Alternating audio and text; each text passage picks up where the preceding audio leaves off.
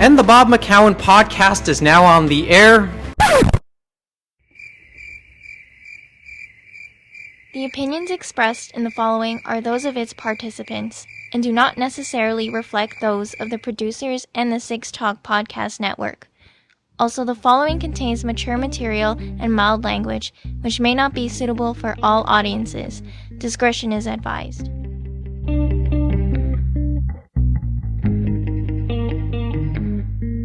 All right, here we go.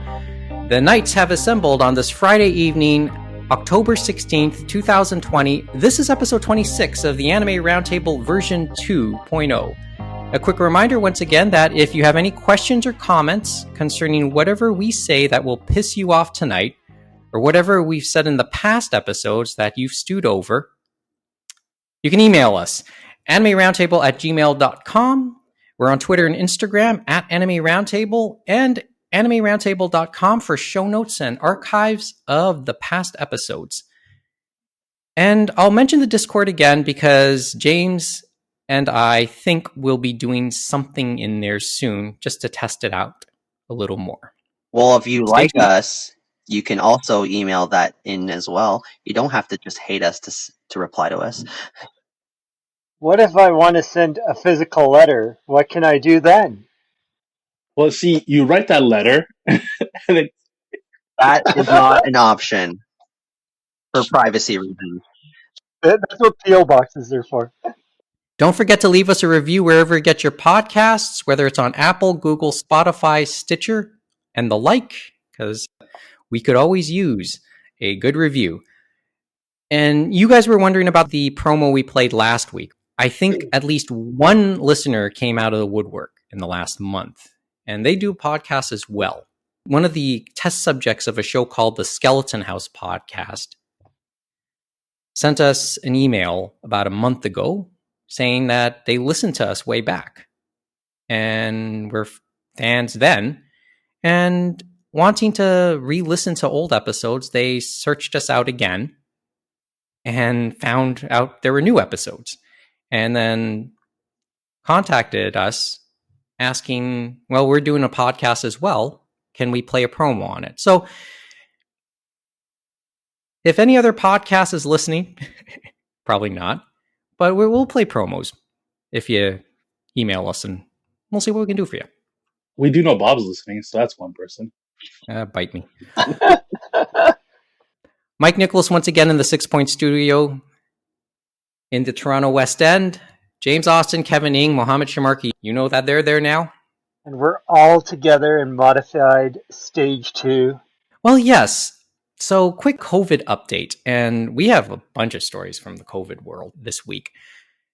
The Greater Toronto area, or most of it, Toronto proper and Ottawa. Okay, that's not Toronto, but Ottawa and Peel region, which is the western suburbs of Toronto. They were all forced back into stage 2. So restaurants, gyms, and bars have been forced to close their dine-in service, or their services altogether in the case of gyms. And word came down this afternoon that York region, which is the northern suburbs of Toronto, will face stage 2 beginning on Monday. So I would imagine that there's going to be a run on dinners in that area over this weekend, which is something that Toronto never had a chance to do because they implemented stage 2 pretty much within hours of its announcement on Friday. Cases have been, unfortunately, on the uptick, as it has been through much of North America, really. How's it in Europe? Anyone know? It's terrible. Still pretty bad there, too? The UK's doing their new lockdowns. France is doing lockdowns. All of Europe's being... I guess I'm not a fan of the zoning situation. The idea that one section's good and another section's not good. Like when Toronto went into lockdown, Vaughan was still open, and I live in North Etobicoke, so I'm like on the border between Toronto and Vaughan. And I find it ridiculous that the coronavirus stops at borderlines. Yeah. Somehow it doesn't. Basically, it feels avenue, right? So. Yeah, exactly. It's just dumb. And people are, trying to get around those rules. We mentioned gyms. Well, Toronto residents with gym memberships of well-known chains are going out to other branches outside of their region, and that's I love the causing a big. lines. The lines are the best. People lining up to use a gym. It's like, I don't know. Like, I don't know what to say about that. Just lining up to use a gym just seems a bit. I don't know. Like, it's, come on, Hey, you people know. need to work out. It's part of a healthy lifestyle. You It's know their what? thing. You're right. You're 100% correct. I applaud everyone who got up and decided to wait in a 3 hour line to work out for an hour. I commend you. I know people who went to Burlington to go work out. Yes, that's been You know, lots of cases. it's not that far away. People make Burlington seem like it's in another town. It's not. Oh, it is another town, but it's not that far away. It's like not that far a drive. It's still out of the way, though. Oh yeah, 100%, 100%. Yeah. What else do we want to talk about in this COVID update? Oh, word came down this week also that Palladium is closing as well. Oh man. Okay, I guess we should talk a little bit about Palladium because it has its roots in Sega City, really. Yep. Yeah, I was going to say Sega City and Mississauga, and that's always what I remember. Like, even though it's Palladium, I always called that Sega City, the one by Square One. And then the other thing that really spells Palladium to me is, remember when they had the location downtown Toronto in the location right beside what's now Scotiabank Theatre. Which was, I thought, more And impressive, actually. yeah, and it was like 3 floors. It was ridiculous. I think YTV, I forget what it is, like PJ Film did a show, I forget what it was called, like video game show, and they did it based out of there. And it Okay, was, I didn't know about that part. I've been there. I went there once, not too long after it opened, and I don't know how long it lasted. I feel Palladium like had a it bunch didn't of last locations, that long. Like it didn't maybe a feel couple like it years. lasted that long, but it definitely left an imprint. And it always made me wonder about every time I went in when it became a chapters, because remember it became a chapters and that lasted way longer than Palladium did. Oh, I And thought it then was of a course nightclub that after. closed down, and now it's Okay. was I it a thought it was. Michael's Craft Store or something I like that? think no. I think it was a. If memory serves me right, I think that particular spot was a nightclub. The chapters was not too far away though, Hmm. roughly in the same area. I thought it was in the corner and stuff like that in Hmm. that sector, but you're right, it could be. Well, we should backtrack a little bit about Palladium and when it comes to this region and when it comes to the Toronto region. Palladium was best be described as an indoor amusement park. Probably Well, harkens more like back an more. arcade, I guess. I was gonna Yeah. say more of an arcade roots. That's what it was with all the arcade games and stuff like that, and Hmm. virtual Well, reality experiences. yeah, it can be best described as a North American take on the Game Center, I guess, for lack of a better explanation. I always And saw it as like an adult version, not adult, but like an older kids version of like a Chuck E. Cheese kind of situation, where it's like Chuck E. Cheese for like kids under the age of 10, and then like once you reach that age, you kind of wanted something a little bit more better, so you have Prop Stadium. right, And then they added stuff, of course, like the go-karting, the rock climbing, and then they added the bowling, I think, later on. batting cage, which was actually licensed by the Toronto Blue Jays for a I time. know that was pretty cool. The thing was, the Blue Jays branding never was painted over, even though the partnership had long ended. So their late '90s or mid '90s logo was still on the thing at last check. Wow. And maybe what's most noteworthy to fans of this show was, yes, it had a license with Sega. So Palladium opened up back in the mid '90s as Sega City at Palladium. I just remember everyone calling it Sega City. That's all I Yeah, remember. and locals just plain called it Sega City, and I think a lot of them still do to this day. Palladium is set to close at the end of November, but right from, I think, is it just me? Was Palladium in trouble pretty early on in its life cycle? Like, there's a part of me that's surprised that it lasted 25 some odd years. I mean, I assume it probably had some issues back in the day where, video games were booming, I guess. But I don't know. I think it found its niche or something. It reinvented itself a couple of times.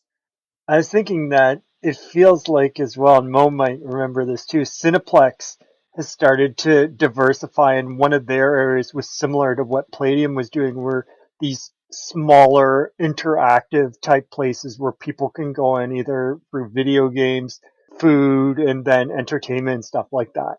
And they said, and I'm not sure how profitable they are, but they were saying that they were trying to interact more, I guess, with people and stuff like that, and that would drive them in. Well, yeah, it must be noted, Palladium is now owned by Cineplex. Yeah, that's what I thought, that they had ended up picking them up, and that's why they were going to be like a test bed, and it was going to be driven across the country as these smaller spaces than what we saw for the Palladium and stuff like that. But I would say for them, as we know, with COVID, it's not a recipe for success when no one can really go and interact with each other. So Yeah, obviously there's a lot of other issues when it comes to Cineplex right now. But my first blush on the whole thing was, and this is also what happened when Rec Room opened up within Square One across the street recently. There was a part of me that said the two couldn't coexist, especially in Square One. So the announcement of its closing doesn't ultimately surprise me. Although I know there's some differences, but I've never really been to a Rec Room, so I can't. I I wish I will could. I will say for the Rec Room, it always felt like the third level in regards to like these video game type establishments. It's like Palladium is more for like teenagers, I guess, and Rec Room is meant for like adults. So basically, take your Chuck E. Cheese metaphor from earlier. Exactly. Chuck E. Cheese, Palladium, Rec Room, Yeah. as they grow up. but I'm yeah, I surprised. could say Oh, and then I think they're gonna do like a seniors version of the Rec Room where it's just for seniors, so the life cycle completes. You're just joking. I think they call those retirement homes. That's going to be our retirement home experience, Mo. So it's gonna Exactly. be You won't be able to hear anything anyway, so you can just pump up the music and pump up Well, it's gonna everything. be a room full of Nintendo Wii's. oh boy. You know what? There is an argument, at least, concerning the benefits of certain video games for seniors in terms of their mobility and No, other. no, of course, and we Yeah, saw Wii that with them. Sports. We play. Mhm. So, But so you in know, remember, they so told as us much as that video games would destroy us all, and it probably has. So, to some degree, it's redeemed us in others too.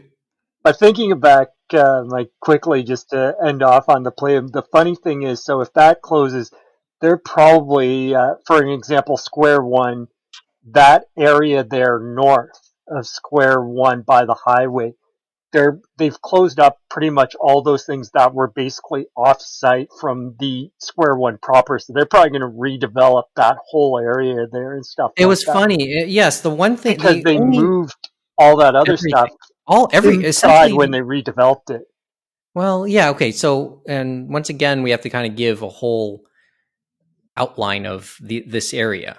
Square One in the mid 90s, just north of it, across the street, they opened up a whole plaza development. Like it was during the whole big box thing as it became big, so to speak. Across the street, they opened up a movie theater. It was a Famous Players at the time, but now it's part of Cineplex. Yeah, because that was the time where all our movie theaters were moving into the stadium seating, and they were moving out of the malls and into their own Into their own complexes. complexes. The one, And this particular one was one of the first in the GTA. yep, Certainly one of the more noteworthy Coliseum. ones. The Coliseum, it's called. And then the other anchor stores was Sport Check, and then Chapters, and then at the other end of this development was Sega City, Palladium. And now, within the last couple of years, Sport Check has moved back inside Square One. Chapters has rebranded as Indigo and has moved back inside Square One. For all intents and purposes, the spiritual successor, once again, of Palladium has moved into Square One as well. Coincidentally, right beside Indigo, for that matter. So really what's left is a couple restaurants and the Cineplex. For And reference, of course, the transit hub, of course, too, in the which is transit right there hub. at the go. So there's going But to be they some did say question marks. something on there. They had a sign. I was there recently, and they had a sign. They were talking about redevelopment and stuff like that. And that was not on the Sega City site, but on the site for the chapters and the Former sports Sport Check. check where they used to be. Well, I think they can extend that now Hey because that's guys, a big where chunk was of the land. former sports tech located? Was it next to it, I guess, where the Starbucks Yeah, is next now? to it, and it ran directly along the 403 in that area. Yeah, Oh, okay, so it so was it right was like, behind those two restaurants. So you had the sports check facing the highway, and then right diagonal away from it was that chapters, the bookstore. Mm, okay. So it's yeah. like Palladium, that chapters, and then like the movie theater, right? And then Think sports of it check, as then the movie theater. if you look at it as a baseball diamond with home plate facing south. Start with chapters, and then first base would be Palladium, second base would be Sport Check, and then third base, albeit all the way bit away, would be the Cineplex.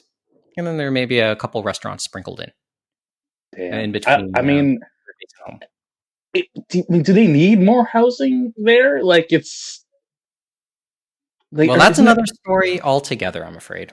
I didn't see anything of them doing it. I think they want to keep it commercial. I don't think they're going to turn it into condos like they have with a good portion of the area there and stuff like that in the city center of what is Mississauga. Because Mm-hmm. they definitely have went vertical, and that has definitely helped probably square one in some of those other things, and that's why they've kind of moved in. So they have a hub for those people. Yeah, could be.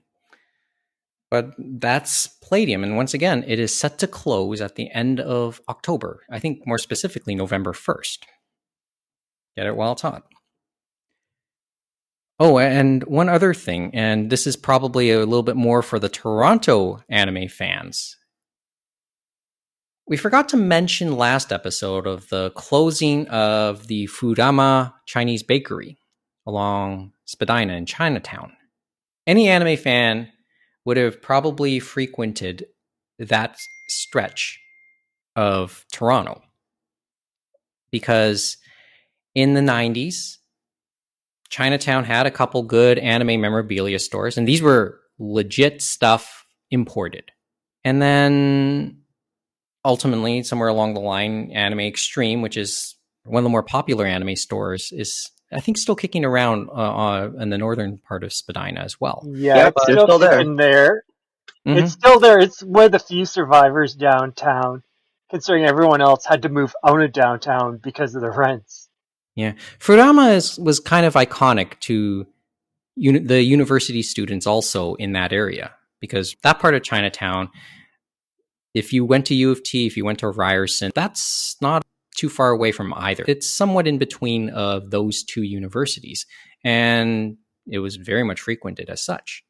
A lot of friends who went to those schools I know were lamented the loss of the place a couple weeks ago. But it was a good place. Mohamed old Mohamed, he really liked the place. He was saddened to hear about the place closing down too. Boy, we're gonna have a bunch of depressing news this week, I think. I do miss Kurama. I didn't go to it very often after I moved out of Toronto, to be honest. Mm-hmm. I went here and there. I lived in Toronto for 1 year, and I ate at Furama here and there occasionally. Yeah, I liked it. I miss it. There are other Furama locations though. I know there was one in the past, and Mm-hmm. I know at one point they were in a couple of WalMarts in Scarborough. I never knew if they were the exact same people, but I suspected they were. It was a family-run business from the reports. So, as I said, a bit of a sad story. Okay, we should get right to it. This is like our old school episode. We talked for like half an hour before really getting right onto things, right? We can talk about other stuff a bit later on. I know I have an iPhone story as well. iPhone pre-orders opened up today. I get it. Oh, right. Yeah, well, we'll talk about that a bit later. But we do have a couple things to mention tonight. as we started our week on Monday, word came down that Izumi Matsumoto, best known to older anime fans as the creator of the 80s hit Kimagure Orange Road, had passed away after succumbing to complications related to spinal stenosis. He had actually passed away back on October 6th, but that news wasn't made publicly known until 6 days after, I think after his funeral had occurred. Izumi Matsumoto was 61. Anyone who had kept up with any version of his story understood that this was likely coming, as Matsumoto sensei had been stricken with various spinal ailments for some time. But as the cliche goes, it's still sad when the news finally comes down. According to reports, Matsumoto had long desired to continue his manga work, but obviously that was never to be. Now, on a personal level, anyone who listens to basically any episode of this podcast knows that I am a very big fan of Kimagure Orange Road, and I'll always regard the anime as my hook that fully made me a fan, and will rate it amongst my top 3 favorites, and maybe for this week, my number 1. But strangely though, I've never given myself the time to actually read the manga. Of course, the English translation of the manga is a fairly recent development, and by my own admission, the furthest I've ever gotten in it is partway through volume 2. And every time I get there, something else distracts me and I have to start over. So my next pandemic goal now is, in my watching and reading to-do list, is to read a significant portion of the manga, if not finish it. One thing that I'm wondering, because I wasn't keeping up with the Kimagure Orange Road Kickstarter, was he able to finish all of his autographs? No, he was not able to finish some of the goals that involved him and stuff like that because his Hmm. health had deteriorated, and digital manga had stated that on the thing, and I can't remember what they tried to do. Like they probably tried to do something to compensate for that, but I'm not sure Yes, what that and was. And he people did offer his apologies on that personally because yeah, he was involved, and they got him involved in that Kickstarter. Okay. and I was angry because I at some of the reactions to that. There were people who were genuinely upset. I get that. Because I knew they were trying to get them out, and I knew his illness was slowing him down considerably, but I just never knew if it had eventually been finished or not. So that answers that. hmm Well, just to go through some of this timeline, they mentioned he started to take his tough turns, like turn for the worse, roughly 2016. There was reports that he was bedridden. That's probably where the reports surfaced about him not being able to complete some of the stuff for the Kickstarter. The spinal stenosis diagnosis, I believe, came down last year, was it? Yeah, this one was kind of tough to hear. And I know that his whole career will probably be defined by Kimagure Orange Road. It's not a bad thing. I will say, though, I can only speak as a fan. And as a fan, yeah, it's a big, big loss. But that said, I never met him and certainly didn't spend any significant period of time around him. And James last night pointed my attention to a really, really well done article written by Kat Callahan on Anime News Network, who was his liaison back in 2012 when he was at what convention was it again? It was at Katsucon in 2012. Correct, Katsucon. So it was, and first of all, we have to put a link to this article. This was a really, really well done tribute by Callahan, and it was a very personal tribute as well, who depicted a very, very engaging Matsumoto, who took a lot of interest in what she was doing. And Kat Callahan is very well versed. She is a writer and a journalist. I think she's based in Japan. Has written on a number of different subjects concerning Japanese politics. So she was very well versed, but by far her favorite manga was Kimagure Orange Road. She actually learned Japanese to read the manga. As I said, I keep joking, I'd be jealous that she got to spend so much time, but she knew a lot of her stuff. And the Izumi Matsumoto she said she met at the time was a very unassuming character.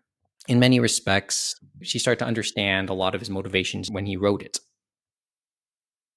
Right? He was a big music fan, which influenced the anime very heavily. And I guess when I think about it, really, I'm a fan of the anime, but I'm a fan of the title overall. I just, as I said, really got to give myself time to read all the 18 volumes of it. And in many respects, Matsumoto is very much reflected in Kyosuke as an everyman person. But also, and this is probably where the part of the legacy that he leaves behind, he basically started to establish certain archetypes within both the two main female characters, Madoka and Hikaru. Probably most notably the tsundere type that Madoka is most famous for, which I thought was a interesting observation. And many reports kind of point to his role in mainstreaming the tsundere type. There's been plenty of academia written on that archetype. Was Kimagure Orange Road the first romantic comedy in Shonen Jump? It might have been one of them. Now they talk about that and Touch were one of the first two in the era that were that type, where it was either one guy after two girls or a romantic comedy and stuff like that of the era, and especially in Shonen Jump and stuff like that, because it was never really seen, because we were thinking of a time when you have Fist of the North Star, you have City Hunter, you have Cat's Eye, you have JoJo's and stuff like that. So it definitely broke the mold. And they originally, I think, even in the article that Kat wrote for Anime News Network, he admitted and people admit they weren't sure it was going to work in Shonen Jump.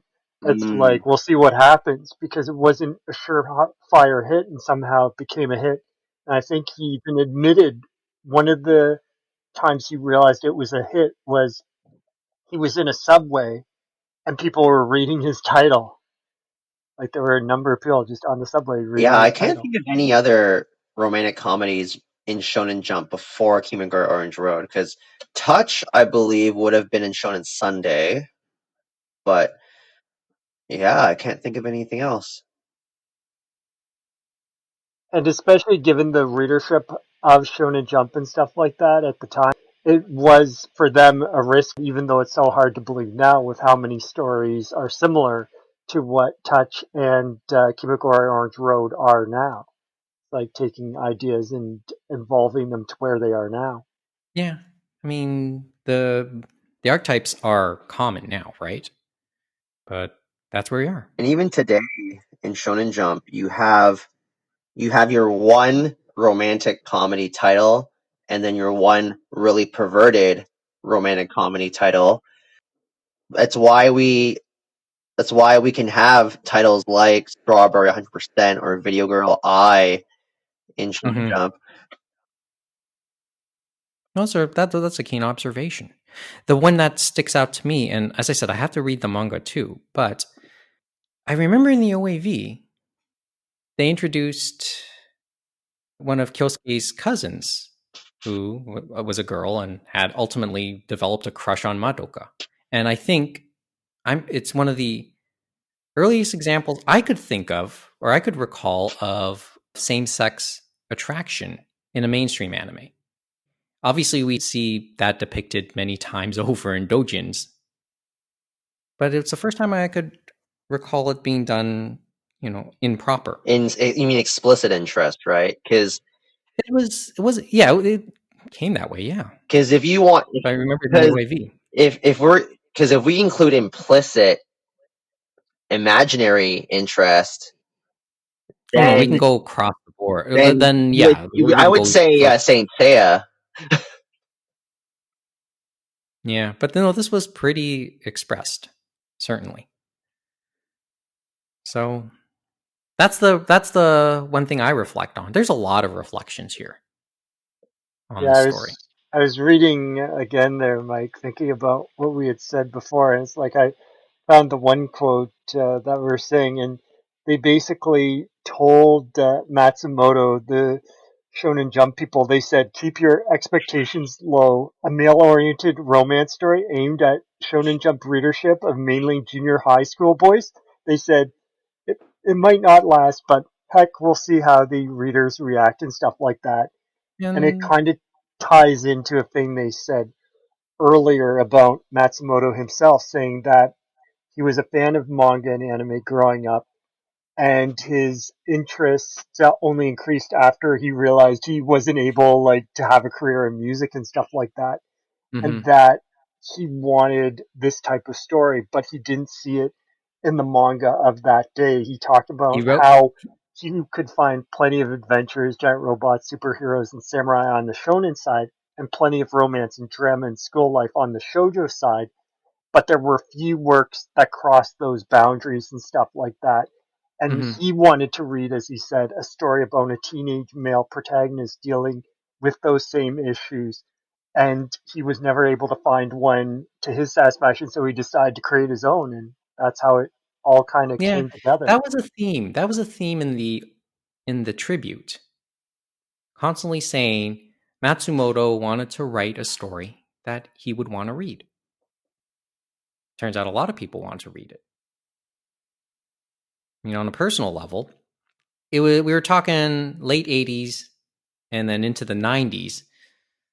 Roughly that time for me, I discovered it in the mid to late 90s when it was introduced at the York University Anime Club that I frequented. And I think that it was around the time the Wonder Years ended its broadcast run. And to me, I drew a lot of parallels. I was a fan of that show back then, or at least I watched it. Shooting myself in the foot and maybe admitting I was a fan of it. But I saw a lot of parallels with it. And that was part of its charm. As I said, it was the show that hooked me completely as an anime fan. So it's just sad news, really. I was thinking that it definitely is sad, but it's definitely timeless that new fans are still finding it through the new discotheque release. And as you said, you found it and it was still older, and you then showed it to some of us at York University yet again in the I, early aughts, and that I got more introduced it to you people to fall in love with it and stuff like that. And it's definitely great to keep on talking about, because as we know with some of the newer fans, they're so tied to the new stuff, and it's like, oh my god, I got to get on the new stuff and stuff like that. And it doesn't feel like the old days where all of it was just coming at us, and even if it was old, we were gobbling it up, and it didn't feel old to us even though we knew it was old and stuff like that. So it's great if others can enjoy that and stuff like that and take something different, because it definitely feels like a breath of fresh air, especially if you've just been watching the new stuff now. Mm-hmm. Well, for what it's worth, we joked around a little bit about Ready Player One a month or so ago. Like this would have fit in. This would have fit in because of the feel of its music as well. It was a very 80s show. If it's worth something, we have reached out to Kat Callahan, and I think we're going to get a chance to talk with her at some point in the very near future. So we'll get to expand on all these feelings a little bit more, but we want to get some reaction since the news is still fairly fresh as well. There's something to look forward to right there. Let's take the break. And you know what else we have to look forward to after the break? What? The bullets. And of course, an iPhone story. That's when we get back. It's the Anime Roundtable on the Six Talk Podcast Network.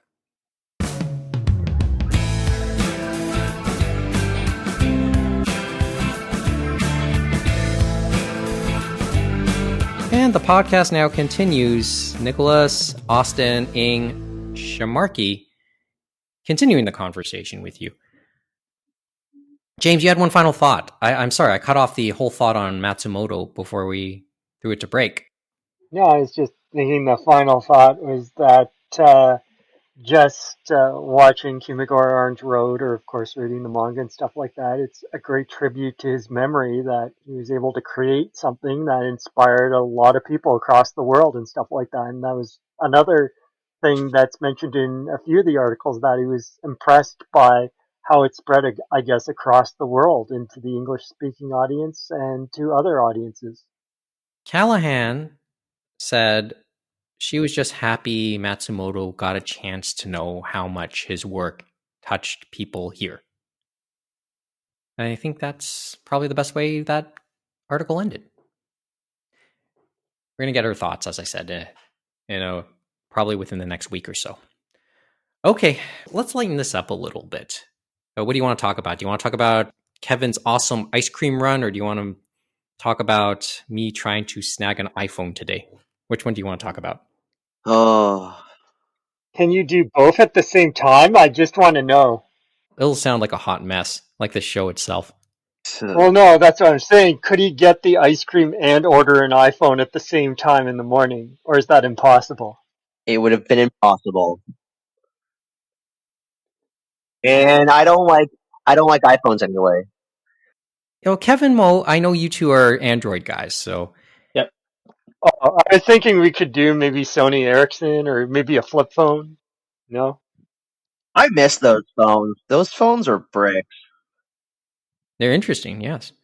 Okay, Kevin, Dropped what that thing happened so today? many times in university. But okay, so What the hell happened? I mean, admittedly, we did start our taping a little late tonight because Kevin because went to it get was some my ice cream. fault.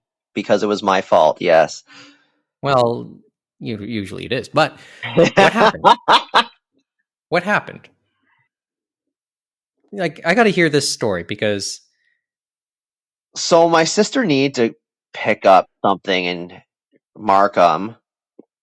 So we decided to do that first, then eat dinner, then get the ice cream that I had to pre-order the day before. Yes, pre-order, because and just to preface it again, we mentioned Markham. Markham's in York Region. Last chance to dine in before the Monday lockdown, right? yes, so we did eat uptown. More so because we knew we were going to be too hungry by the time we got home. But in any case, we decided to save the ice cream pickup for last. So actually, it's not ice cream; it is gelato, because there is a difference. I know. I sometimes have to Google it, but yeah. So it's a local place called Bar Ape, and they make a mean gelato. So good that when they were not doing walk-ups,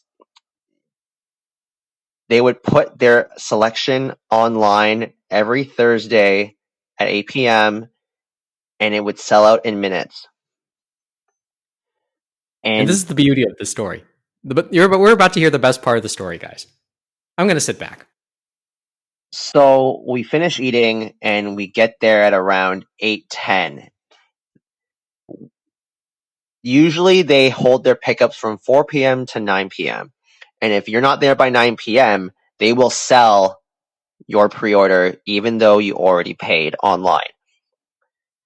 We get there and there is a large line going down the street.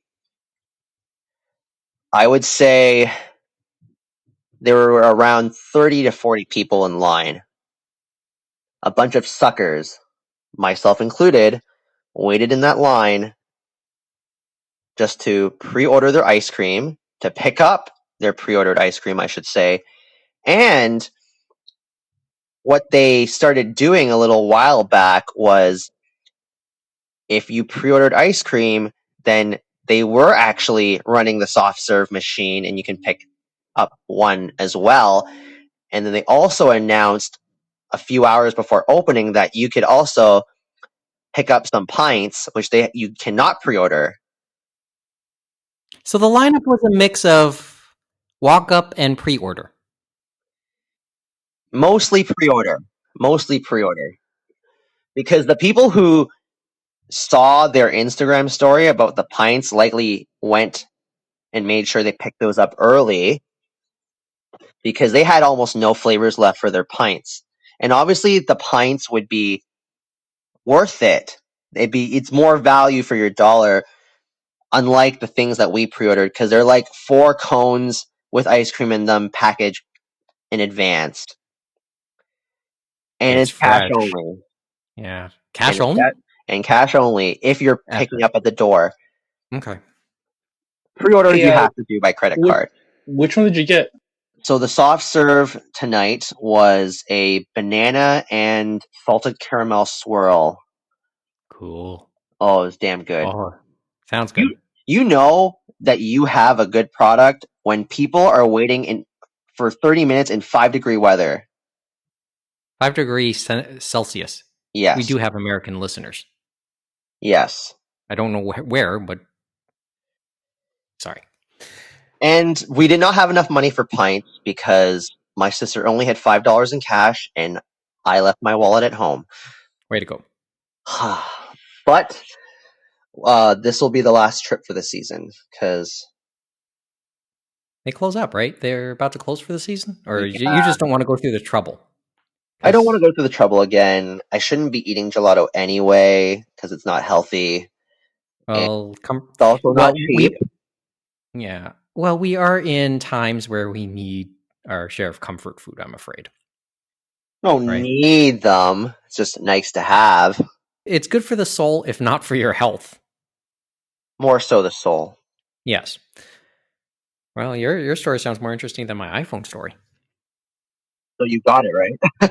Well, the short answer is yes. Well, quickly, did anybody in the standby line snag any of the pre-orders? Did anybody miss out? Not to Do my we have any knowledge. sense that anyone missed out? Because that would have been hilarious. Not to my knowledge, because I waited almost half an hour to pick mine up, and my sister as well. And we picked up a soft serve because we had barely enough money for it. And actually, what was funny was we were eating it before driving off to go back home, and then there was a guy that walked by our car on the phone with a buddy saying like, "What the hell is this?" And then you don't hear what the person on the line's saying, but then the guy responded by saying, "Really? That's what it is? What the hell?" And then like walked off. It's a thing. Okay. Do we have time for the iPhone story? Do we have time? We have all the time. Yeah, that's true too. Let's do it.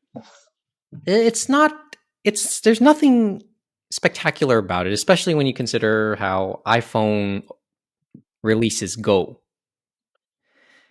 But yes, the pre-orders for 2 of the 4 iPhone 12 models happened this morning at 8 a.m. our time.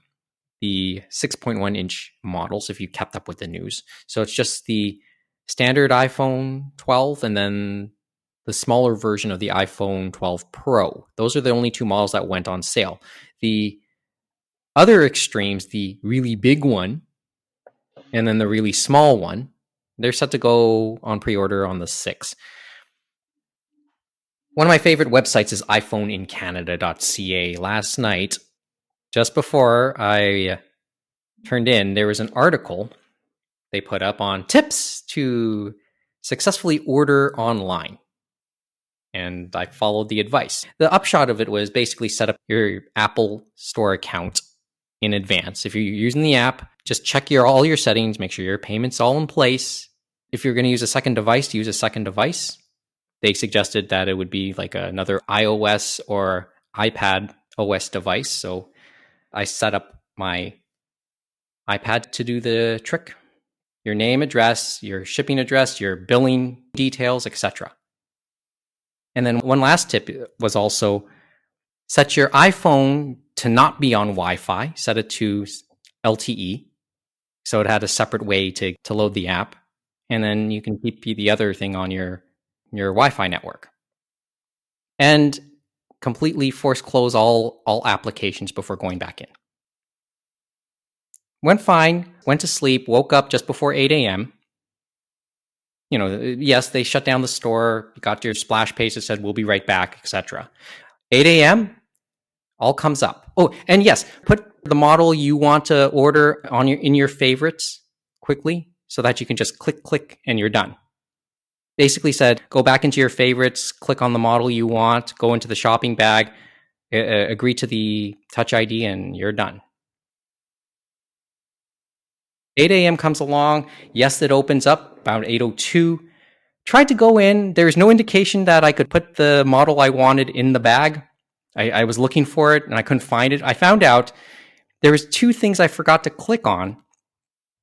It asked, do you have an old phone do you want to trade in? Apple's been promoting the trade-ins this year.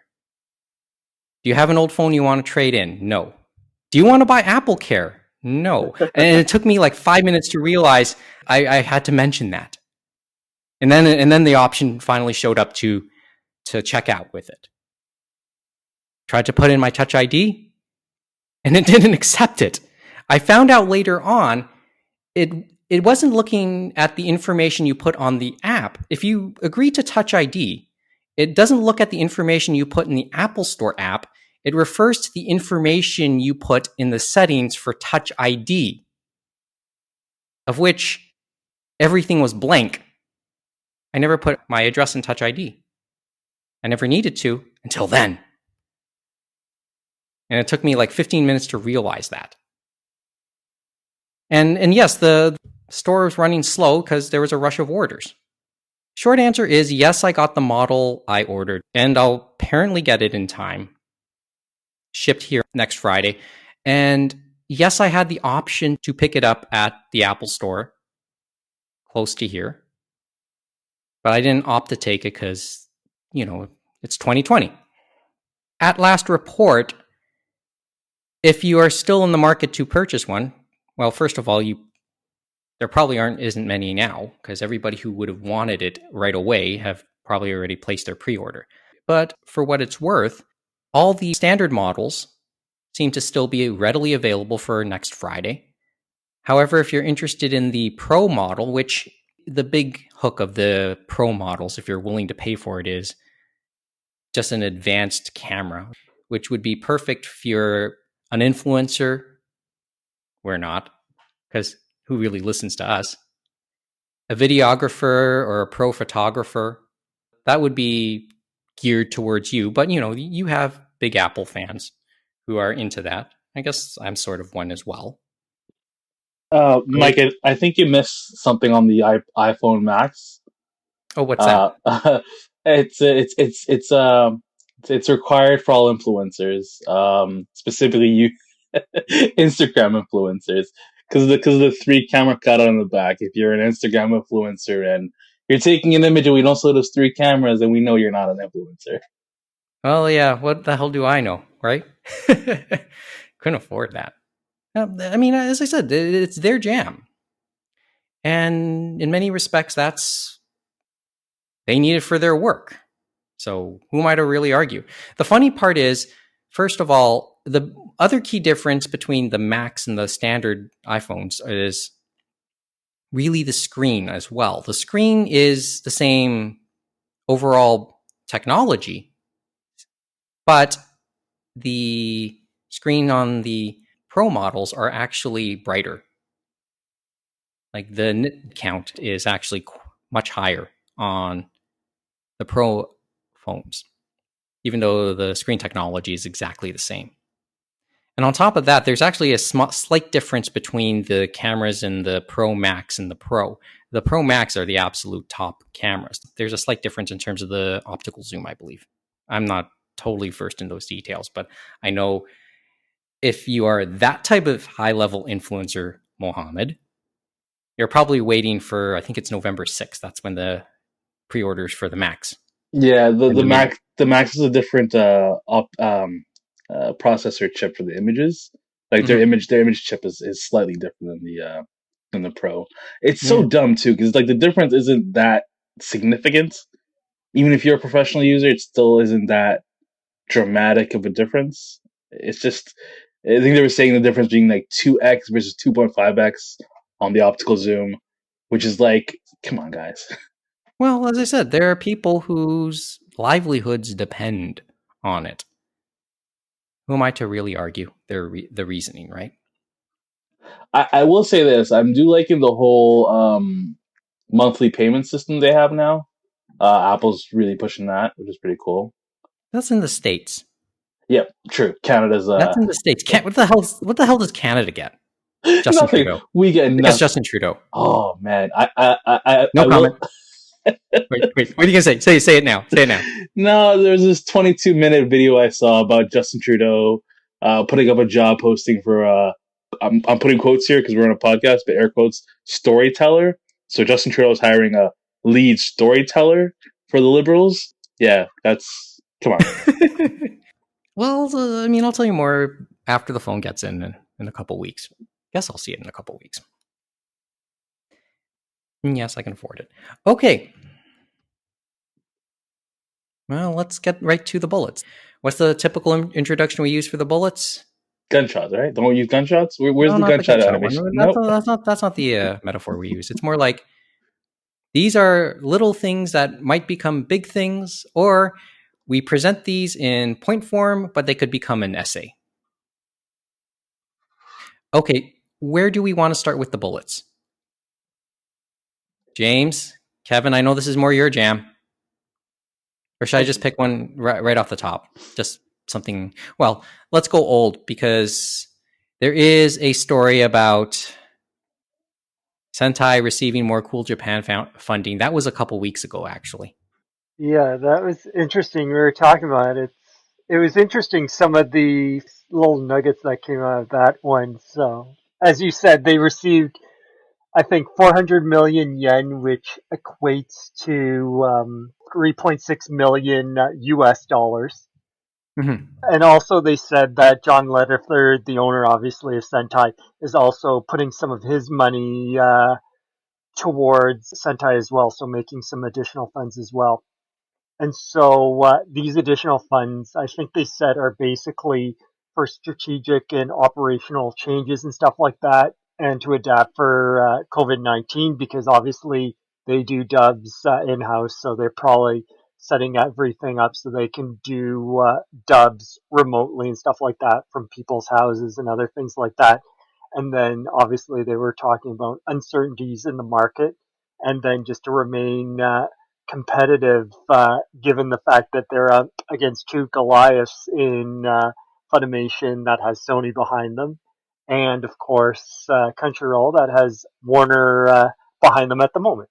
I'm going to say that they put that money to good use because they licensed the newer Blade of the Immortal anime series.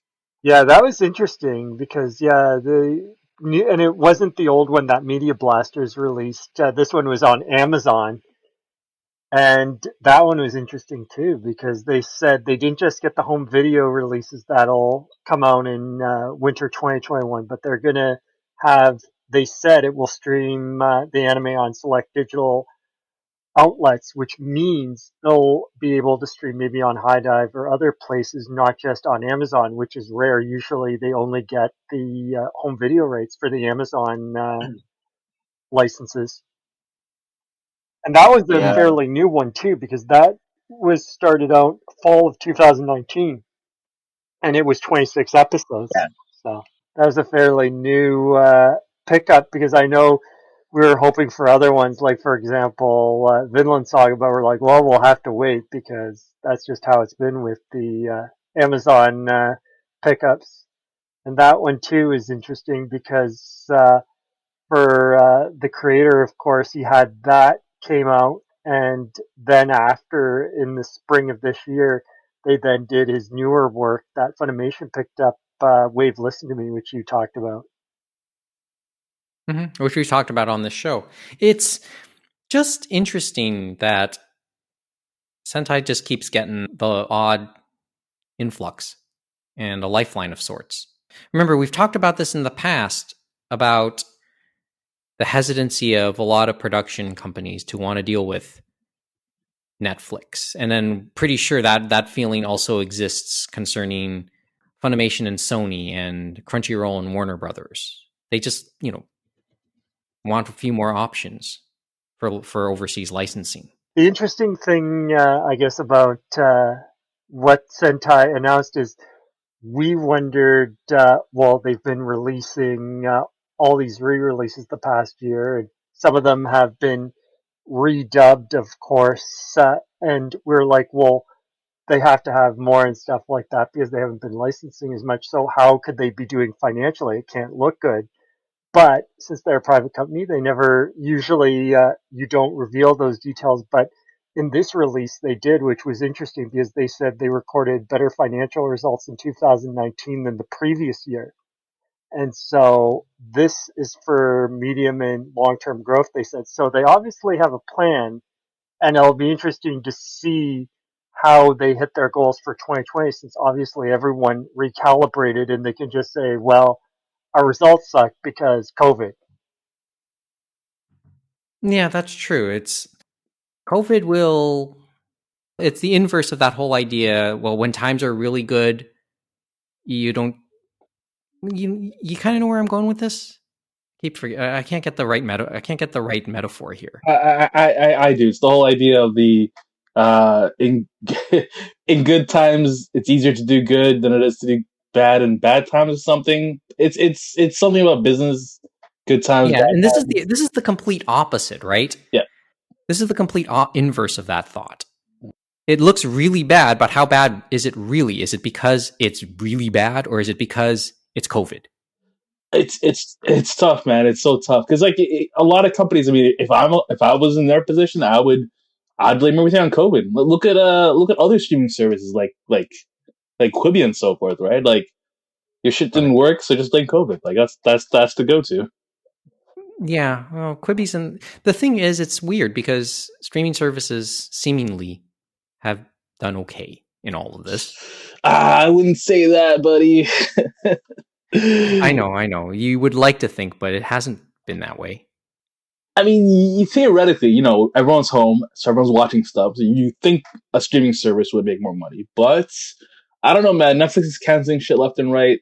You know, I know. it's it's hard to Well, Yeah, say. here they're changing hard to certain say things, I still, guess, really. in the States too for Netflix too, like the 30 Yeah, and day then they're hiking, free and window. then Netflix, of course, announced last week they're hiking prices as well. Especially in Canada, yeah. Yeah, in Canada. Oh, I know I'll notice it. Okay. Let's see. Let's go with another one here. Oh, okay. Eva. Eva made a bunch of news over the last week for different versions of it. You said we were going to talk about hopeful things, and Ava is just so hopeful, right? Oh, yeah, well. Which part of the story do we want to talk about? The TV series being picked up by G Kids or the announcement of the final movie? Final movie. What's the under and over on it ever being released in theaters? Ooh. Well, Next year. Well, I think Sometime I think they it have a said better next year, chance right? of this one compared to the other ones we've talked to because it's coming to Japanese theaters January 23rd. Now, hopefully they'll hit that date. And we've heard the Japanese theaters, they've been easing their restrictions, especially with the new Demon Slayer movie coming out. So they'll have people packed in the seats. And we've seen that they've gotten good Oh yeah. numbers for their anime films released recently, like Violet That's coming Evergarden out next year and too. for the third Fate movie, like you look at those numbers and it's like, oh, they're not doing quite the same thing we're doing in theaters. And I saw how their seats look compared to ours. It's almost like that photo you've been seeing, and they did another one, I think, in the last few weeks of the Maid of the Mist, and they showed the one from the States in New York, and they're packed. And then they show the one Oh, from yeah, Niagara those Falls in Canada, and they're all spaced out. I'm just imagining that when I like see half those a dozen photos. people. Yeah, that was like a photo from the summer. Yeah, they said they did it Yeah, it makes me again. Okay. wonder.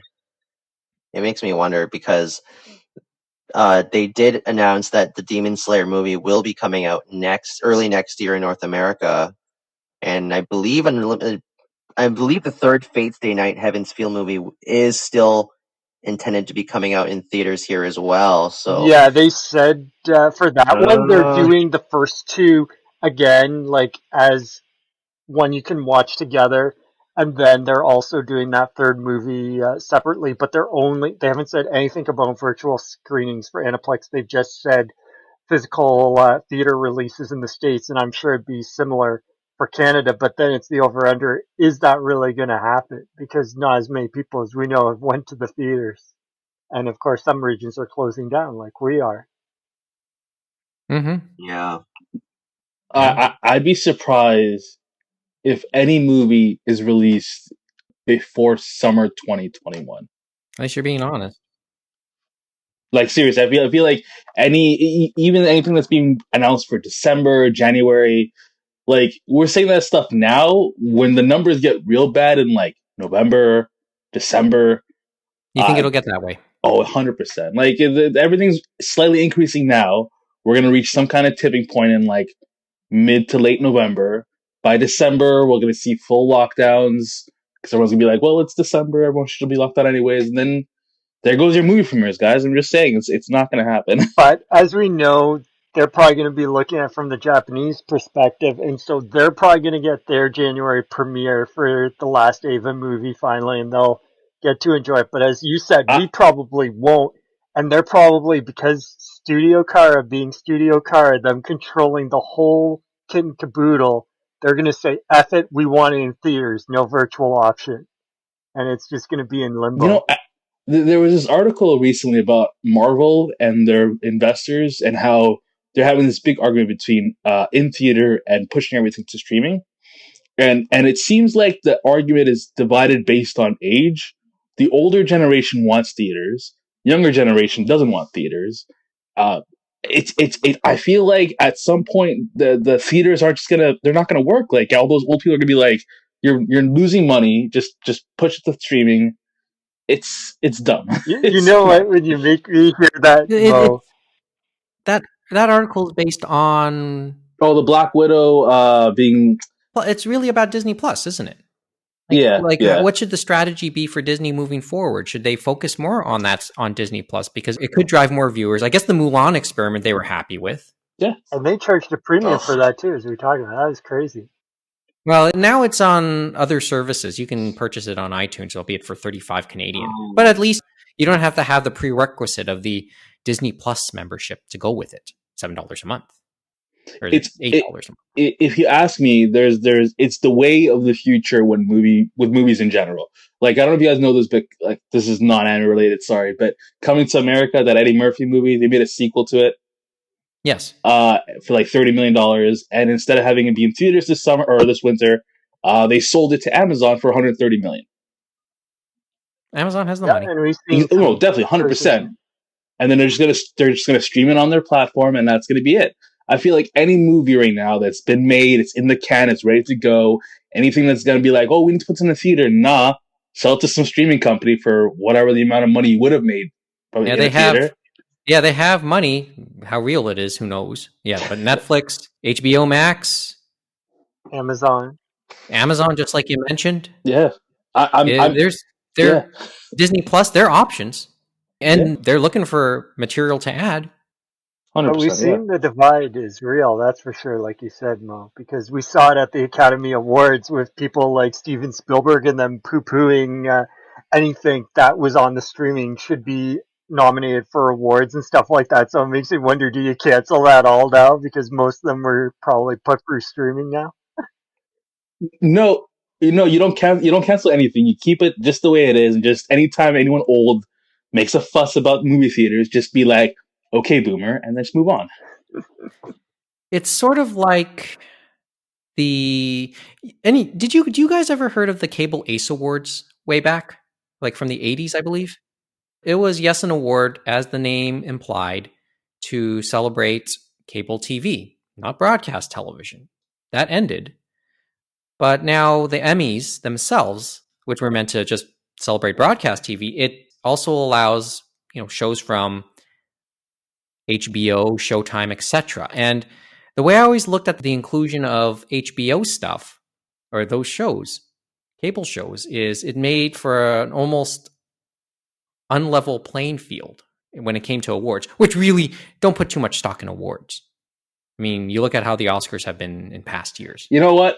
You know who says that about awards? When people say, don't worry about the awards don't mean anything. People who don't win, the losers say that. Exactly. Yes. Awards still matter, people. But here, the thing is, it made for a kind of unlevel playing field because you have your broadcast standards that the NBCs, the CBSs, the ABCs have to face. And then they're up against shows from HBO, which don't have the same restrictions. What you can get away with on Game of Thrones on HBO, you can't get away with putting the same thing on ABC. Oh no, I totally get it. So like Game of Thrones and HBO, and then like This Is Us on whatever the network they're on. I get it, but at the same time, that's just. I mean, I don't know what to say about that. I mean, that's just like either we lower HBO to the network standards, or we elevate everything on the network standards up to HBO, which we can't do. It's dumb. It's dumb. Yeah, so that's why I said that's why I just can't put too much stock in Emmys for that reason. Usually the Emmys happen at the same time as Sunday Night Football, so yeah. Okay, quickly on the Eva television series, it got picked up by G Kids. I said this as well. And the 2 original movies. I said this from the outset. G Kids doesn't strike me as the type to be interested in taking in a television show. Lots of features, yes. But I never thought of them in terms of taking in a television anime. I don't think it's too That's surprising. why it was a big surprise. Okay, I have 2 diverging points. Why is it surprising? Why is it not surprising? Well, it's only surprising because I don't recall them having picked up a Japanese anime TV series, but it makes sense because, oh yes, but because it is Evangelion, it makes sense for this to be picked up at all because it's Evangelion. Has the cafe. Mm-hmm. Well, I guess that's a big part of it. It's Eva, right? And supposedly, I believe the head of G Kids was the one that personally, he said, negotiated this himself with Studio Kara and stuff like that. So, are we going to hear "Fly Me to the Moon" in this version? We have to, right? Isn't that standard? We did on Netflix because version. Of the estate of that, and I mean that's just the punchline for me. I'm going to guess it's. I'm going to guess it's going to be whatever has been on Netflix. It's that translation that we end up seeing. It's interesting news. Well, if what you're saying is true, well, actually, I have no reason to think it's not true, but given what you've told us about the G Kids head negotiating for Evangelion himself, I would like to think that this person cares enough to at least try and have that included. But the license. The cost will be high, so we will see. And then there's the question, can they get that original dub from ADV? Because, of course, ADV, since it was a mid-90s dub, they might have the rights to that and stuff like that. And we do know that Studio Kara, they went and redubbed it for Netflix, and they made certain changes to translation because they demanded certain things, and they've become very hands-on with this property and stuff like that. So it'll be interesting to see what they're allowed to do. But we do know that it's coming next year. And we also know there's going to be a special Ultimate Edition because I think they're working again with Anime Limited, just like they did for Promare and just like they did for Weathering With You, to get out an Ultimate Edition or Special Edition to do this type of property justice along with the regular edition. I don't think the ADV dub will be on this release. Just a gut feeling. We've had this conversation before about the fate of the ADV dub.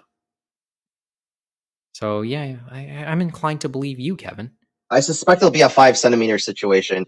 I think time will tell. We'll see how it goes. But you're hopeful, but I wouldn't be surprised about to Fly Me to the Moon. But the other stuff, it's like, well, if it's there, that's great. But we'll see how it goes. Hey, that means maybe there's still some value in the ADV versions. Yeah.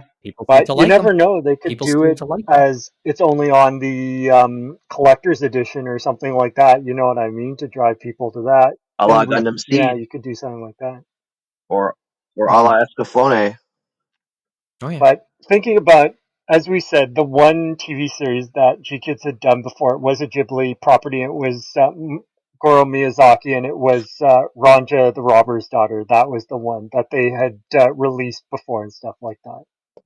But considering that they had, you know, a long Ghibli relationship or a burgeoning Ghibli relationship, I guess that made And sense. remember, Ono and Miyazaki, they are very friendly to with each other, and they, you know what I mean, like a very big relationship. So if Ono is like, well, who should I license this to, my baby to, and stuff like that, I bet you would say G Kids. If he asked about G Kids, he'd say, yeah, G Kids is one you'd want to go with because G Kids has been good to Ghibli and stuff like that, doing the constant theater promotions and keeping their stuff in print and giving it the prestige release, unlike what Disney did, even though Disney was the biggest thing in animation and they are supposed to be showcasing animation. They just didn't showcase it as much as we would like to have hoped on the Ghibli library when they had it. Yeah. There's something there. So the connection kind of helped, I guess. Possible. Okay. All right. Well, let's see. Let's go for a couple more here. Maybe one or two more. Okay. We talked at length last night, and I know this is kind of going off the board a little bit. Haruhi. Another light novel's coming out. It was announced for a physical edition next year. I think a digital version is set to come out very soon of the latest Haruhi Suzumiya light novel. You want to talk about that one? Of course. There isn't too much to like. It's just a thing. It's been 9 years since the last one came out.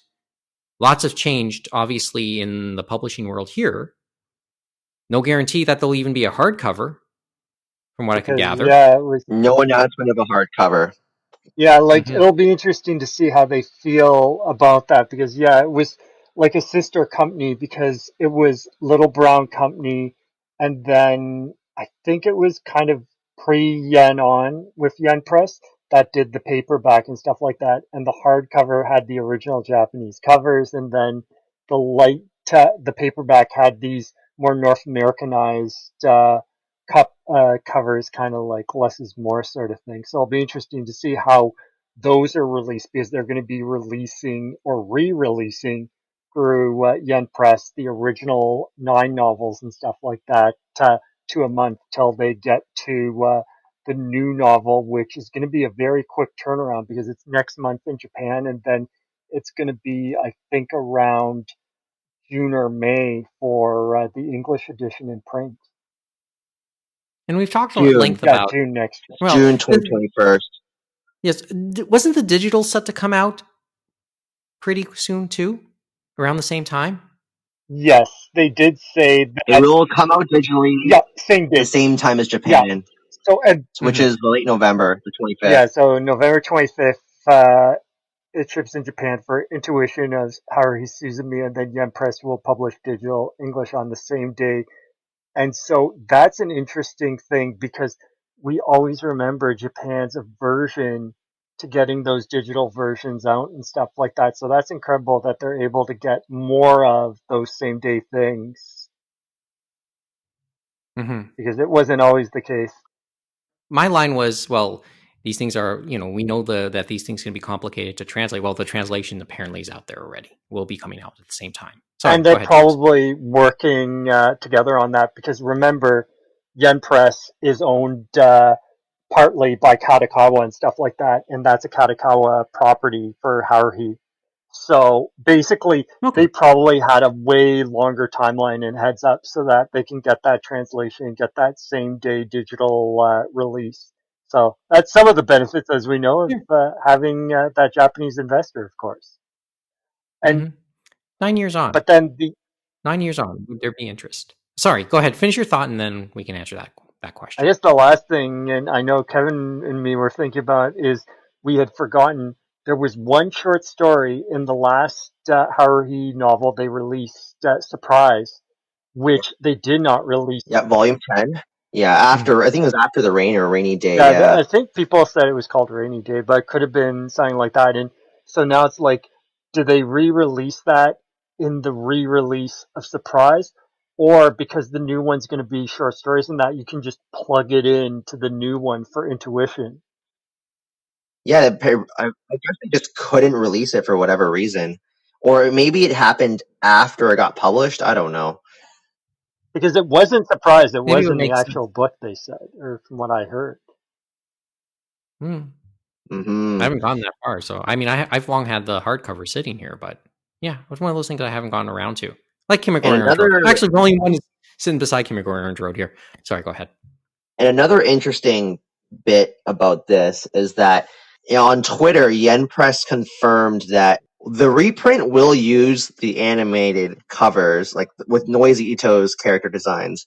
I think it's Noisy Ito's character designs, and will not the color blocked versions from Little Brown will not be coming out, but for the new novel coming out in June, they will release a color blocked version of that in limited quantities if you want to buy that version for consistency's sake. Hmm. Who knows? Okay, my question now is 9 years later. It's been 9 years. Interest? Do you think there'll be interest? Like Oh enough? yeah. I think they'll still be Well, Haruhi, interested. the demand's Haruhi looks there, popular. Mike. The How, demand's how did he there. look? Mhm. Those hardcovers can go for $80 to over $100 a piece right now. There's demand. Each volume? Each Yes, volume? I can sell my hardcover set for probably $800 to $900 if I really wanted to. Wow, that's kind of US. insane. I didn't think they actually appreciated, because remember back then we were thinking, do we really want to buy a hardcover just for the anime cover? And now you're like, wow, it really appreciated that much. Yep. Hmm. Interesting. Interesting way to put it. What about the There's We'll paperbacks? see. Would they demand. appreciate? Probably not, right? I think they did. I don't think actually. I'll quickly check Right Stuff, but those hardcovers are definitely out of print. All of them. Mm-hmm. Let's see, Haruhi, Okay, we can check this, and then we'll go to the last couple ones. Okay.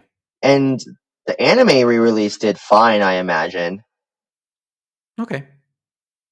I have to look this up a Yeah, little that more at some re-release point. was done by Funimation, stuff like that. So they went through all those Katakawa USA titles like a few years ago, and then picked up those ones that got lost when they stopped releasing, and that was like Go Sick and also other ones I remember, like So Nichiko. on Right Stuff, the only volumes available are Volume 8 of the color blocked soft covers and Volumes 2 and 3 of the hardcovers. So that pretty much says all of it's out of Really? print until it starts again in January.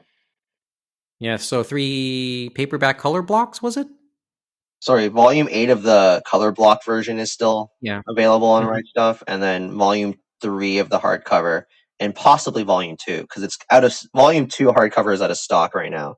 Listed as expecting more. Yes, I Yeah. see it now. Okay, so the color block is So okay. you'd have to hunt if you really want those originals and stuff like that. Yeah. They may end up in my Noma no Ichi. Okay. Well, let's go one more, maybe one more tonight. Fist of the North Star. What do you want to say about Fist of the North Star? Apparently, the manga has been relicensed. Just got announced today. Was announced today. Okay, who has it? Viz, because it is a Shueisha property. But then again, I believe Tetsuo Hara just owns that outright now under his own company, if I'm not mistaken. Not 100% sure how that works, but that's what Mm-hmm. I recall. Gutsun and Raijin. I mean, we were talking off air about that, right? Hmm. Wow. I And they mean, also did what City was it? Hunter too, and that one was Mm-hmm. Hojo, the creator of City Hunter, was involved in that and stuff like that. So that's how I think they got Yeah, this is Scott the the Dojo. North Star way back in the day as well. Yeah, that's just weird. It's just Gutsun and Raijin was the company that would have done Fist of the North Star out here, right? Back then. Correct. We're saying back then because I think it went under the It better was the part early of aughts. So. before. Early aughts. 2004 it says here. Really? Slam Dunk would have been in this too. This like when you think about when I think about Gutsoon, I sort of like it sort of reminds me of what I guess Discotek is now. You know, Gutsoon was set to release a whole load of what was then old titles. Yeah, Well, they're old and still old now, right? 80s Shonen Jump and Fist of stuff the like North that, those Star, classic titles, and that's why Hojo was yeah, behind it City too. Hunter. Mhm. I mean, I'm looking at the titles that they were set to that they had. Fist of the North Star, City Hunter, Slam Dunk. Well, Slam Dunk has fallen from grace. Baki the Grappler. I mean, we can go on, like, wow, these are old titles, but you know, at the time, people really wanted them, and it's Fist of the North Star, so we know this will get something. Well, whether people really wanted them was debatable since none of those did particularly well, and they all got canceled as a And result. Well, some of it could be in distribution, maybe, and other things, because yeah, it was, remember, you were getting big gluts going into the bookstores, and they didn't have exactly the connections of some of the other guys. They were a smaller operation. I tend to go lean on that part Because of they the talk story. about one of the bigger ones being Diamond, and Diamond can Well, only Viz get you picked up so Slam much. Dunk in the end. Mm-hmm. Oh, Viz did get Slam Dunk as well. Yeah, they Oh yeah, that's did. right. They got a lot of Oh those yeah, they older eventually titles. did put it out. My suspicion that it was an obligation release. Oh, to get to take in Fist of the North That's my Star. suspicion. Well, I think some of No, it. I mean that they felt obligated to put Slam Dunk out because it was one of the seminal Shonen Jump titles of the 90s, and plus they were putting out Vagabond by him as well, Mhm. and Real. So I feel like they kind of were forced to do it, because sometimes that happens where they kind of feel obligated to put out certain Yeah, titles. go to a back catalog title that a creator has already had, and it's like after they've got that feel for the newer work, they go back and release the older ones sometimes, especially if it's as seminal as Okay. Slam Yeah. Dunk. But as we said too, Fist of the North Star, I think also they had built the audience through, as we talked about, JoJo's Bizarre Adventure, which also had a hardcover release, and they're going to do a hardcover of this for Fist of the North Star. So I think they've built that type of audience before with JoJo, and hope some of those will come on to Fist of the North Star, because some of those people that love JoJo have definitely transitioned and bought in some of those North Star stuff, especially from Discotek, I know. Whether it's big enough, we'll see. Yeah, we were talking about this earlier, James, and I feel like this is a bit of a riskier play from them, because Viz usually waits until there's real demand for something before it comes out, more often than not. So in the case of JoJo's Bizarre Adventure, it flopped the first time around when it was in the regular Shonen Jump line, in the regular like book trim. It wasn't until the anime came out and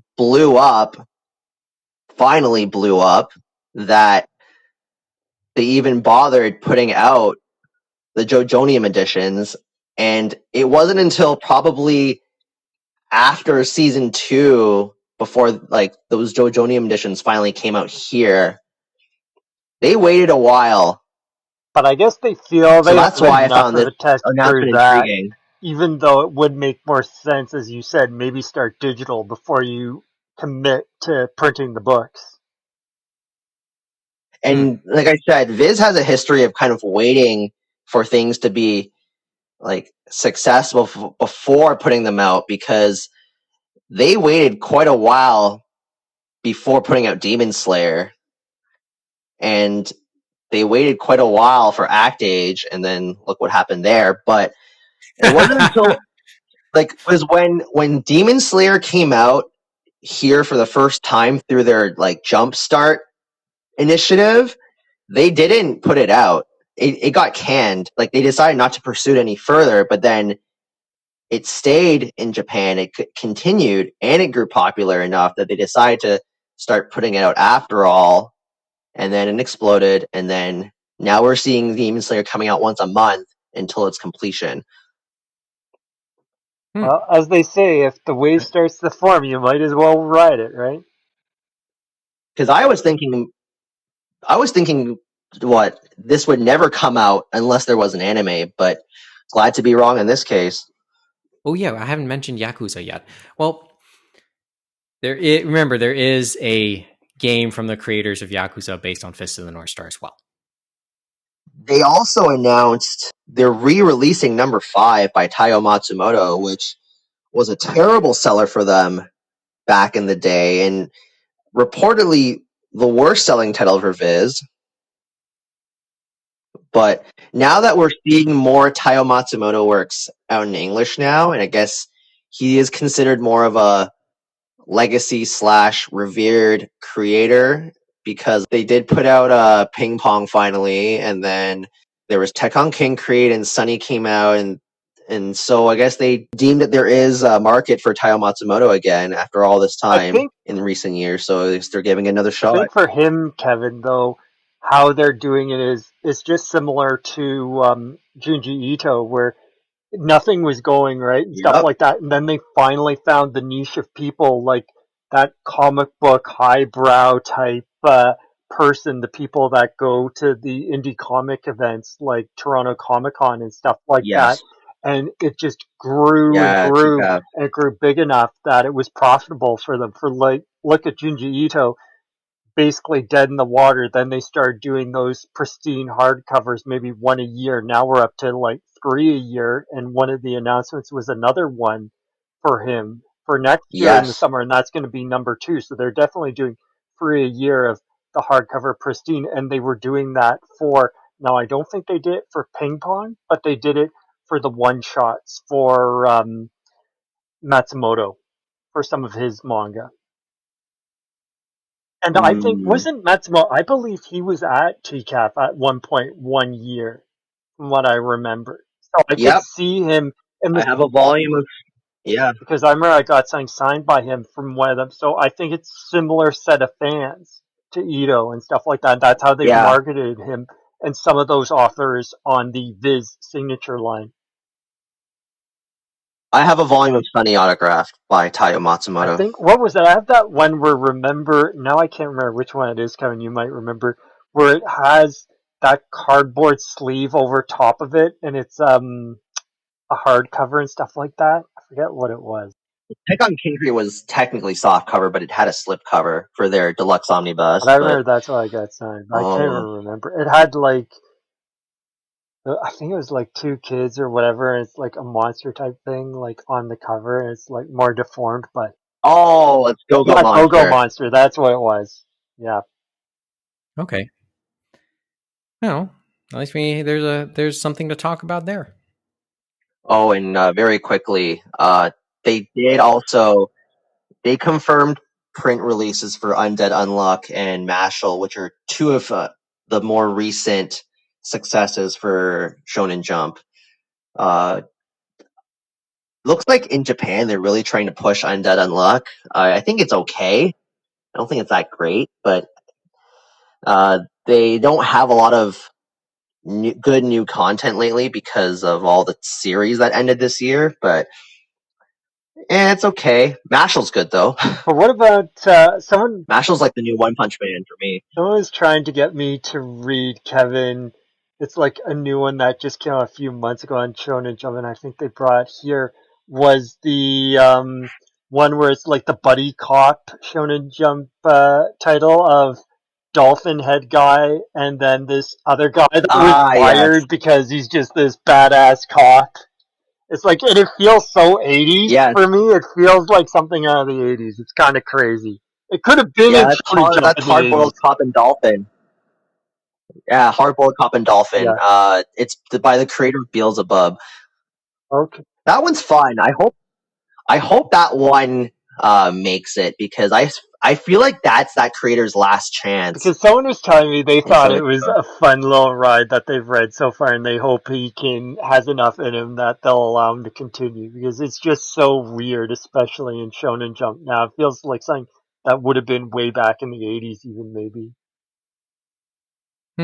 I enjoy that one too. It's like a modern Kochikame, I think. Wow, In a there's a name sense. from the past. In a sense, like not entirely the same, but in the sense that there's no cop series anymore. Okay, well, I guess that's almost it. Oh, by the way, I guess before we end tonight, first of all, you guys have any movie plans? Or do you want to talk about that, or we just skip it? Are we really gonna go watch the Lupin movie, James? Because yes, as mentioned, yes, If we the have movie to get theaters have been arrested, part of Kevin, this we're going to see lockdown, it. but not in the western suburbs, not Halton region, and there lies a Cineplex that could be that is showing the Lupin movie. You guys are planning? You guys seriously planning to go? Well, if we're gonna be the only ones there, that's a distinct possibility. Then I don't mind. Well, Because there, I know. Mo has had that habit, but It looks like that's I don't what's know, happening man. I because don't no know. one's bidding on any tickets. But I don't think anyone wants to buy a ticket because it could be shut down in a flick of the finger. well, yeah, yeah, that could certainly happen now at the rate if things are we going. go, that would be purchased the day of if we go. Mm-hmm. Well, if you could go, enjoy. I don't know. Probably any listeners It's a will say, BOGO. don't do it, That's how don't do it, desperate Cineplex is don't now. do it, Buy one, unless they get one free. That's how. buy one get. Yeah, I know. There's a buy one get one free I sale. think Oh boy. the one people only are thinking That's are how ones where desperate we they are. know the release is going to be way, way out and stuff like that. So it'll be interesting more to see what happens for people and the third Fate's Day night movie. If theaters are Mm-hmm. still open or some are still open come November. Okay. Well, see, and meanwhile, I'll stay at home, probably getting at least a volume complete of the Kimagure Orange Road manga.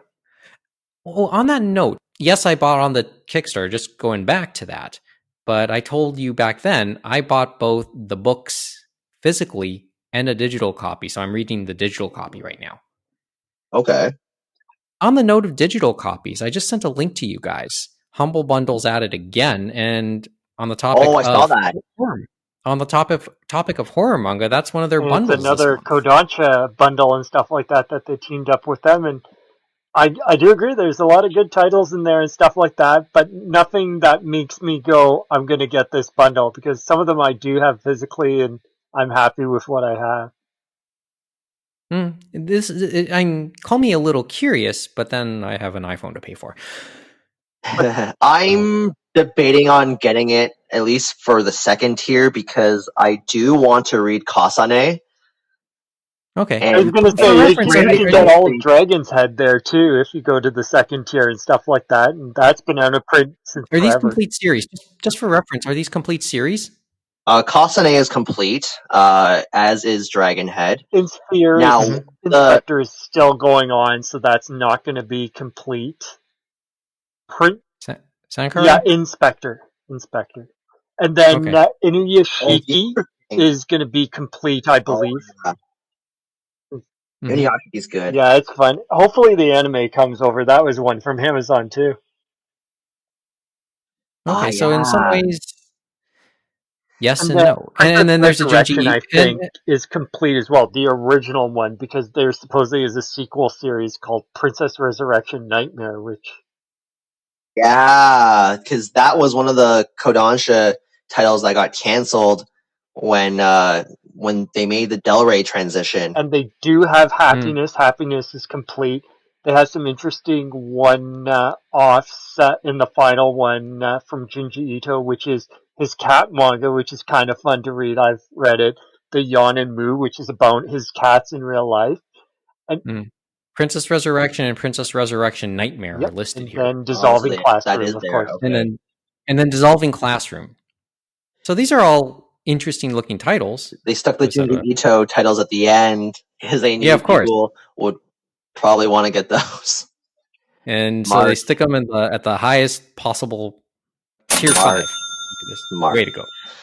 Way to go. Well played, dude. Well played. But it's to consider, and this goes for, well, we're taping this on pretty much, we're taping this on the 17th, and there's another 18 days to go on this. And as we said before, Is it they 17th for already? even the top tier stuff like that, it is a good amount of manga for the price they're charged. Just a matter, are you interested in stuff like that? So Yeah, and the short answer is probably some are. I know, as I said, it has my attention. That's why I wanted to bring it up to you guys. What do you know about these titles? Oh, I And it knew. sounds like, yeah, there's a lot of yeah, good titles in it's there, but for myself, I probably would pass on this one because I have enough of them in print format that I'm happy with what I just have there. yeah. And in my case, it's, let's just say I have 18 days and I'll use all 18 of them. I'll likely buy it for Kasane because I Okay. suspect Kodansha will not put that out physically at this point. But yeah, There you go. the other one I think remember I said I was interested because there were some titles that were not complete, like they had Beck for the whole series that was digital, and so that was a slam dunk. And there were some other ones where it's like, okay, I want it because we'll never see it, like Space Brothers. It's never going to get a physical release. There's not Yeah. as many of Yep. those Yeah. in this type of bundle. So Yeah, Yeah. that was the last It's, one. The it's last Princess Kodansha bundle was good. Resurrection. Like for in this case, it's Princess Resurrection, which is the main attraction if you didn't complete it or weren't able to complete it. Princess Resurrection could be it, and and even like we Dragonhead and mentioned, stuff Dungeon like that, Edo since is it's been out of up there print too. for so long, and a few others. But Hmm. Yeah, well, we hadn't. This is the first time we're talking about it. Actually, we didn't talk about this on the air, just for reference for our listeners. So I kept forgetting to bring it up to you guys. See, but I knew you guys were at least aware of it, but I never got your thoughts. So now I know. Thanks. And I have to say, this is totally off topic, but kind of Halloween And related. well, yeah. Well, when's our next? When are we taping again? It will be the night before Halloween when we could probably tape again. But yes, finish the thought. So I read Mermaid Saga last week. Oh man, it's good. Like On the topic of arguably Rumiko Rumiko Takahashi's best series. Arguably her best series. Well, considering That's all not the named titles she Mizanikoku. had, did you get the yeah. Geneon release of that? Well, I know I've spoken to you about this. Mm-hmm. No, No, I found the old unflipped release used for a good price. Yeah, that was the manga. I was the thinking manga. of the anime there. Yeah. Anime's hard to find. Oh, I have the anime too, actually, Yeah, but cool. I just never opened. I never opened it. Just didn't feel that interested at the time. But man, it's good. It's pretty bloody too, actually. Yeah, well, Oh man, good stuff. It's as I said, we're true. Oh, I was gonna say it's true that it's always the short Rumiko Takahashi stuff that's good mm-hmm. because it's not long-winded. Oh yeah, well, yeah, but you define short as something under 20 volumes or something, Under which would put 15. under 15, which would basically put it around the length of Meizane Koku. So Yeah, because Maison Koku is a short series by Rumiko it Takahashi only went standards. 15. It went only 15. Only 15. Only 15. Kimagure Well, Orange Road only went 18. That's what I have to get through. it's true. Most romantic comedy series, like the sweet spot is 20 volumes and under. Sure. It's true. You look Oh at yeah, that's right. Love Hina. like Pastel, which like only ended like not too long ago, and that went 30, 40 volumes. I'd even say Nisekoi went on a little too long at 25 volumes. Oh boy. So thinking in that stretch there, Kevin, and we think about Bleach, that might have been a little too long. What about his new series, A Forbidden little Witch, too long. that has just come out and then has the anime Bleach. tie-in that came out for the free episodes a few weeks ago? Short or long? Bleach should have ended. Bleach should have ended at volume 48 to 49. But it'll be interesting to see Burn the Witch. Will they force him to continue on until he can go no more? I think with Burn the Witch, Tite Kubo is working at a pace that suits him. So I think he wouldn't mind. Like he has the time to put that out. I think they're going to give him the time. They He obviously can are work at his given own a pace. push on it since they did those 3 episodes that they released a few weeks ago. So that'll be interesting to see how it all comes together because I think people will come back to it and we'll see how it goes. And hopefully, as you say, they give him the time and stuff like that and don't force him to continue past what he probably wants. Yeah, that's about one way to do it. Okay, I think we've gone long enough. Would you? Well, if you All say right, so, Mike. we have nothing else to really add this week, right? There's a lot. There was a lot of little stories we wanted to talk about, and for the sake of talking about stuff. Yeah.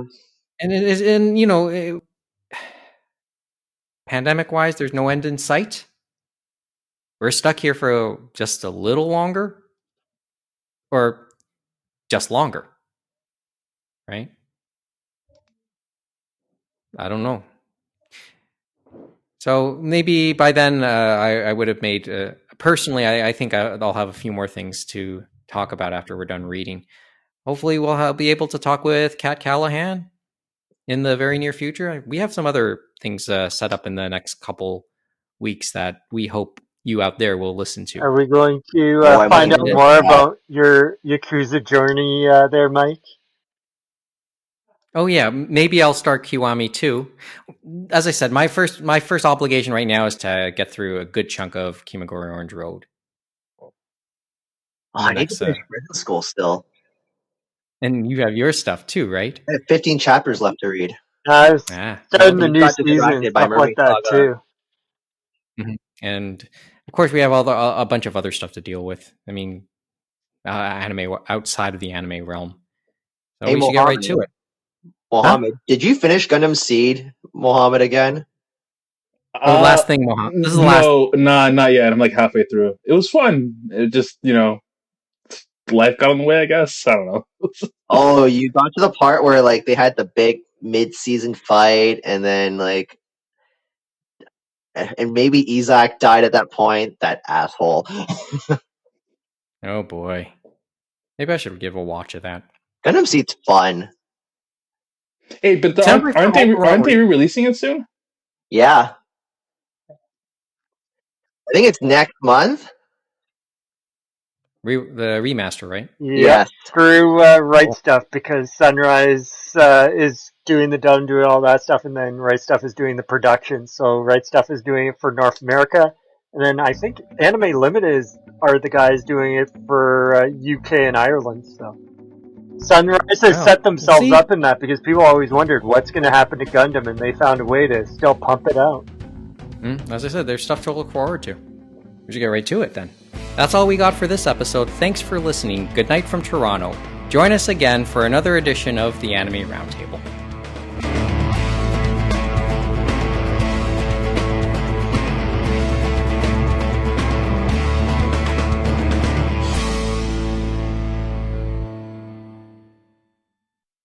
Third take. That's it. We're done. One more time. I just thought of the 5 centimeters per second ending theme song.